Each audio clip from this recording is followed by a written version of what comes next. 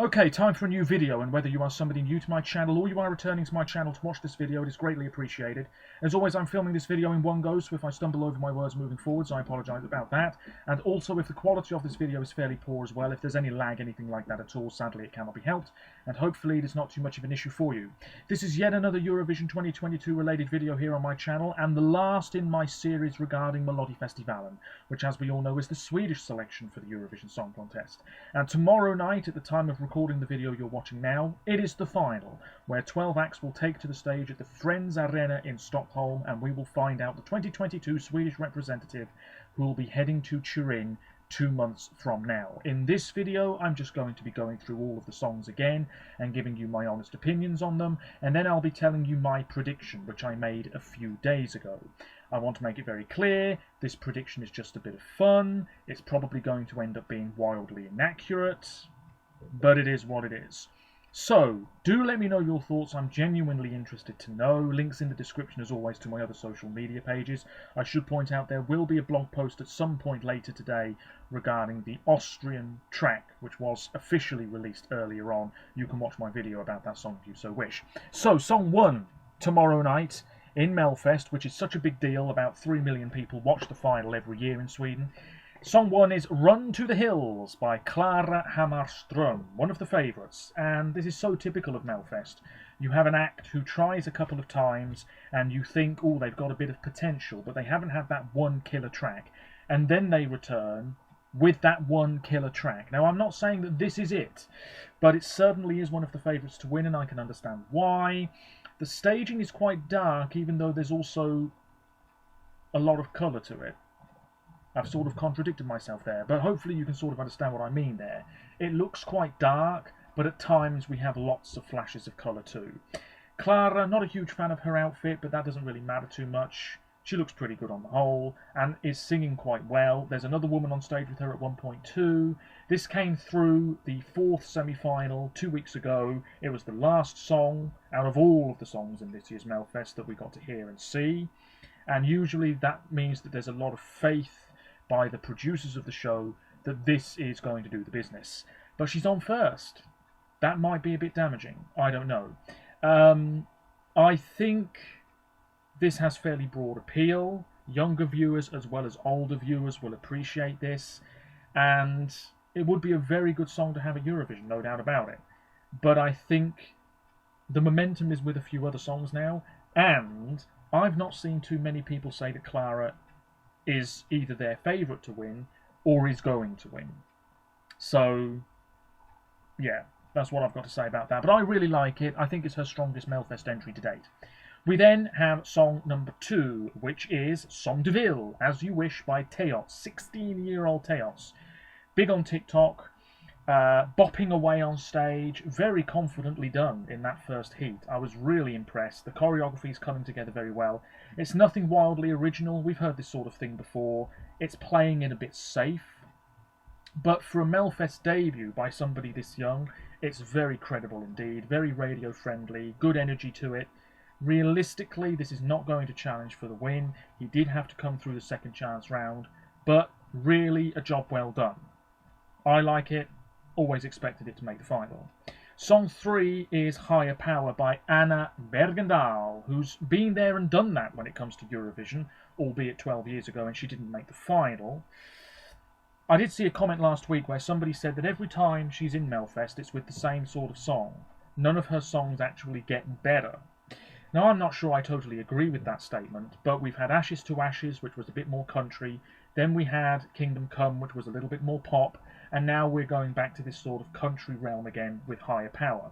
The staging's very dark. Again, not a huge fan of her outfit, but that really doesn't matter too much at all. There's this thing with horses on the backdrop, a ring of lights on the floor around her. It looks good. It's a very polished, quite slick performance. The song, I don't know if it lives long in the memory. I really like it. It's one of my favourites this year.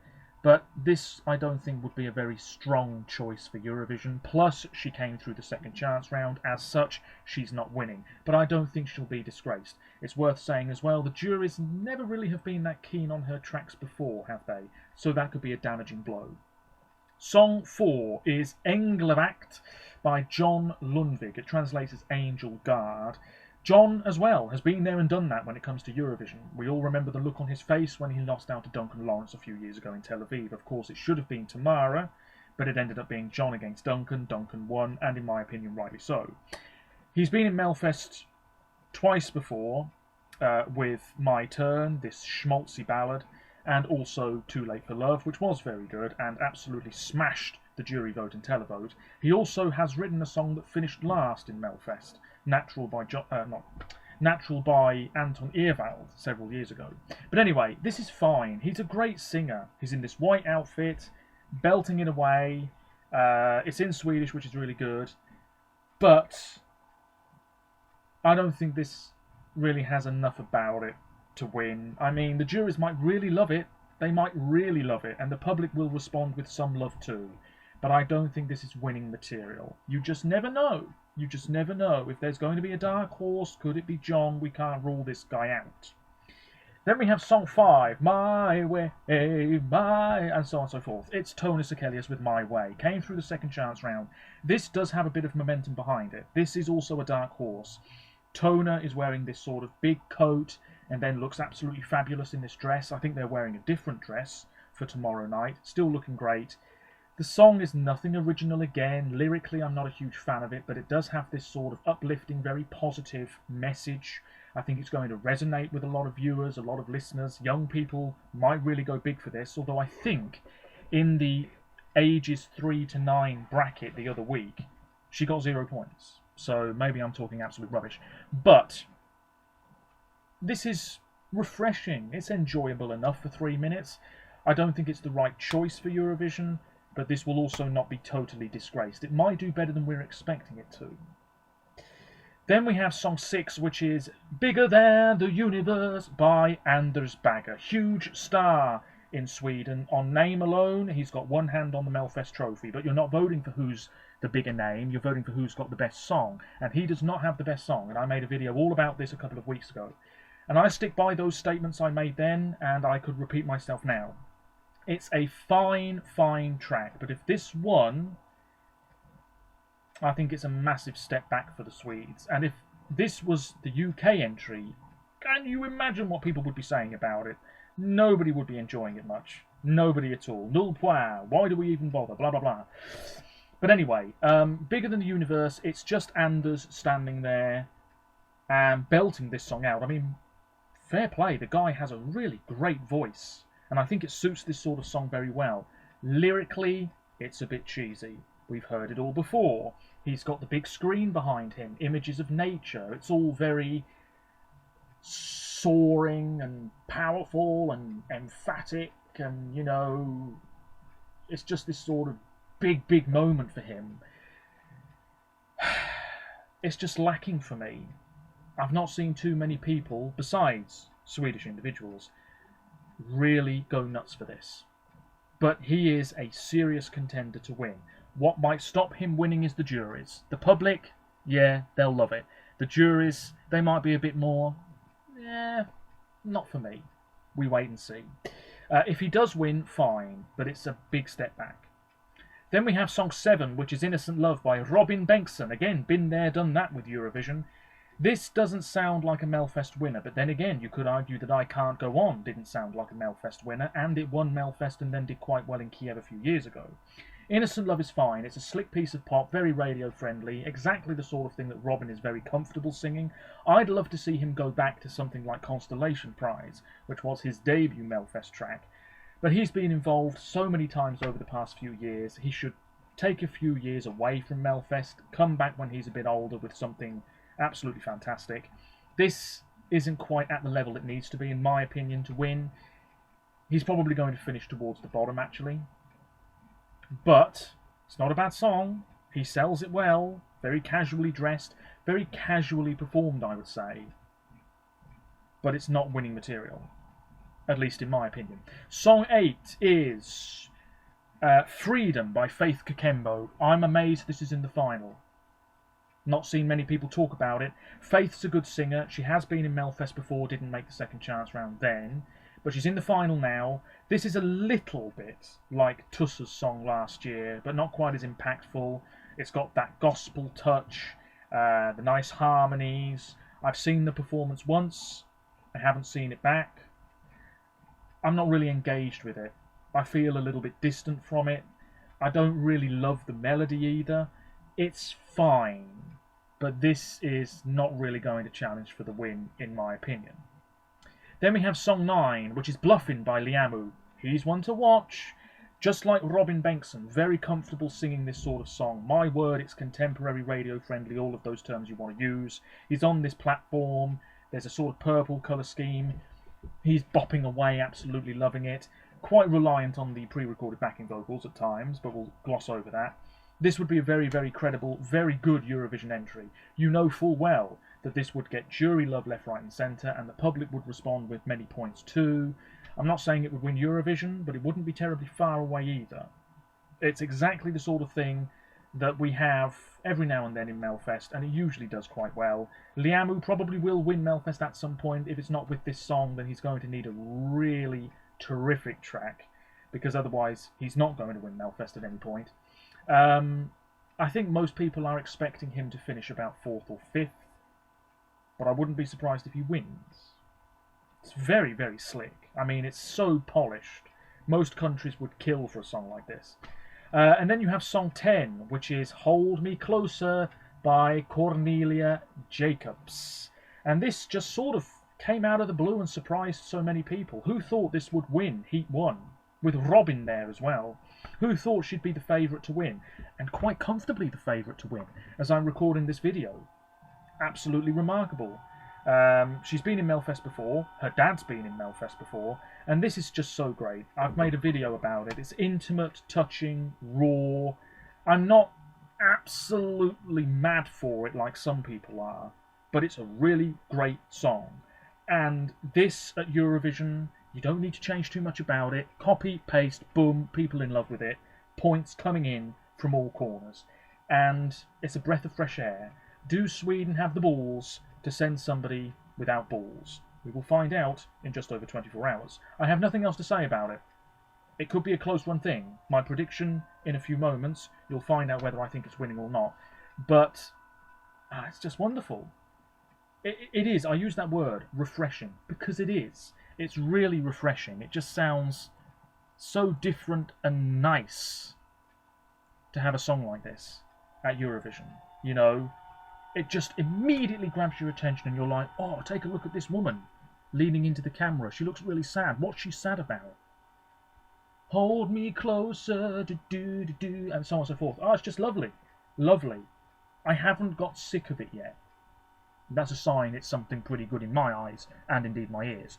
Moving on, what's next? Song 11 is I Can't Get Enough by Cassiopeia. Yeah, this has its fans. It's sort of pop, almost bubblegum pop. She's written loads of songs for K-pop artists, dancers, this sort of neon theme. Very catchy, very enjoyable, 3 minutes of pure fun. It's harmless stuff. Young viewers might like it, older viewers might enjoy other stuff more. But yeah, I'm not surprised it's in the final. I really don't have much to say about it. I'm very indifferent on it, but it's fine. It's not winning though.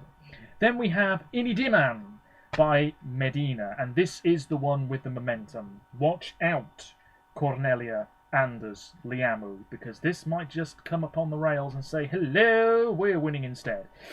But it's in Swedish, so probably not.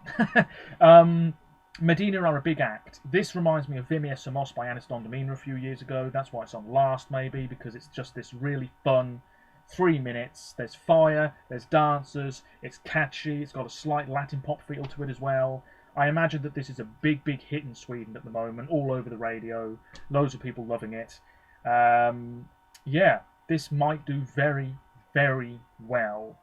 And I would not be shocked if Medina finish in the top 2 of the public vote. Don't rule it out. It could happen. We should not be sleeping on this track. And of course it did go through ahead of Anna Bergendahl automatically in Heat 4 the other week.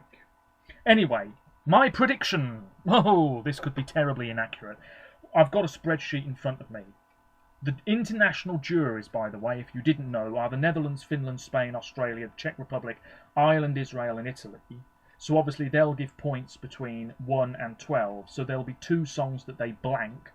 Then you have the age range app voting. Again, 2 songs that will get nothing, and then it's 1 to 12.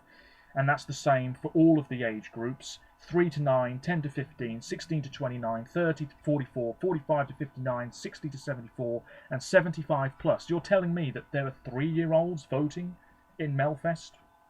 Okay, then you have the actual telephone vote. Then you have the cumulative points added to the jury points.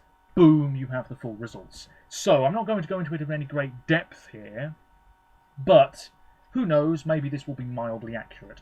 Finishing in 12th place with 16 points is I Can't Get Enough by Cassiopeia.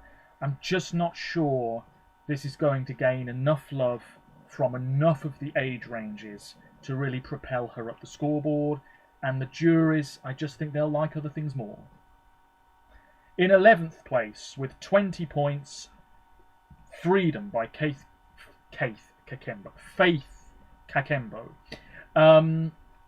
There will be a sprinkling of jury points for this, I would say, not a huge amount, and I think older viewers will enjoy her song more, but really, like I said, I'm surprised this is in the final, but there we are. In 10th place with 26 points, Somme by Teots. Yeah, I mean, I think his following on social media might really get behind him. That'll help, but not enough to see him really challenge for the top few places. But what a good Melfest debut. In 9th place with 43 points is Robin Bengtsson with Innocent Love. He'll get points left, right and centre from the jurors, but we're only talking low numbers, I would say. And then in terms of the app voting and the televote, again, 2s, 3s, 4s. I can't imagine he'll be getting any 12 points here. As such, towards the bottom.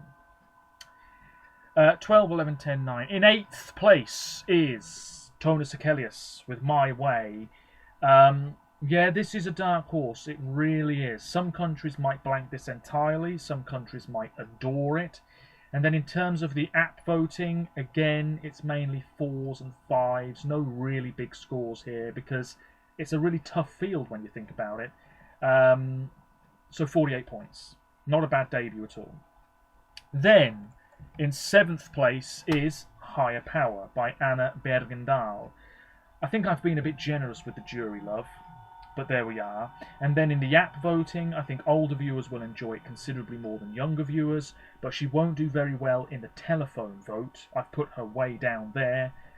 Mid-table, I think, is about right. In 6th place, Ini Diman by Medina will do reasonably well with the juries, I would say. Quite well in the app and telephone vote, but it won't be huge numbers. There'll be a lot of love, but I don't think there'll be enormous winning potential love for this track. I could be wrong, we'll find out tomorrow, but 63 points. Then we have in 5th place, John Lundvik with Englevakt. He will benefit from jury love more than public love. I've got him mid-table in the telephone vote, doing quite well with older viewers, slightly weaker with younger viewers, and he'll finish with 110 points. It's just a bit of fun, this prediction, don't take it seriously. But yes, I imagine he'll be somewhere in 5th place. In 4th place, Bigger Than the Universe. 4th place! I know what you're thinking. What are you talking about? He's surely going to finish in the top 2. But I worked this out, and I've got 4th place. I've got him winning the televote. I've got him getting a lot of 12 points in the app voting, but I think the juries will damage his chances a lot. I think he's going to be about 4th, 5th, maybe even 6th with the juries, and then right up there with the public. I've got him getting 77 points, which is the highest, just in the Swedish vote, but 38 points from the international juries, so that's 115 overall. It might be a case where people in Sweden love him, love the song, but they don't want him at Eurovision because it's not the right choice. Or they love him, love the song, and they just go absolutely nuts for him, and he smashes all records in the voting. It's very difficult to say. He'll be up there, but I'm really not sure he's going to win now. Who knows? In third place, 138 points, Bluffing by Liamu. Equal love right across the voting. And I don't see any situation where he's not in the top 5. It's as simple as that. The runner-up, 138 points as well, Clara Hammarström. I think she's going to get lots of 10s, maybe not 12s, but lots of 10s and 8s from the juries. I think she's going to do very well with the younger age ranges in the app voting. Older viewers maybe not quite as much. 138 points, very reasonable score. And Clara, yeah, she's got to be pushing for the win, surely. That means, and you might be thinking, oh, I knew you were going to say this because you made a video all about it. But no, I was very fair here. And it just so happens that I think Cornelia Jacobs will win Melfest, 154 points, 81 with the juries, so she'll win the jury vote by about 5 points. Liamu's second with the juries, I should say. Just a prediction. And then in the public vote, she'll do okay, but not exceptionally well. Saying that, she'll still be second behind Anders when you have all of the points added up from the Swedish public, the app and the telephone vote.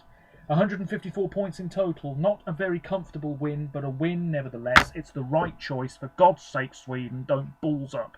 Because a lot of countries, you could say, have this year. You have an opportunity to not only get into the top 10 again, but maybe the top 5, maybe win. Come on now, it's time to send a woman. This raspy, emotionally charged track. I think it's the right choice at the right time. And if it doesn't win Melfest, surely top 3. Surely top 3. But yeah, we wait and see. If I was Swedish, maybe I'd have a better idea as to how well this song will do. Maybe I'd even place a bet on it to win. I don't know.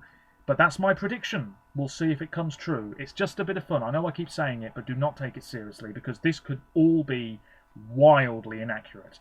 But there it is. Cornelia Jacobs to win Melfest. We'll see if it happens tomorrow night, and maybe I'll react to the results. I don't know. I know I've done that in the past. We'll wait and see. Let me know your thoughts. If not Cornelia, who is it going to be? Who's going to finish last? Is there a song that's not in the final that you think should be in the final? Whatever it is, let me know. Hopefully the quality wasn't too bad, and until next time, take care of yourselves, stay safe, and I'll see you for more Eurovision content very soon. We're near the end of the national final season now. Oh, that reminds me, Iceland, don't you let me down either. And Portugal, I'm sure you'll send something decent. I have full faith in you. Take care of yourselves, stay safe. Bye for now. Oh, there we go. See ya.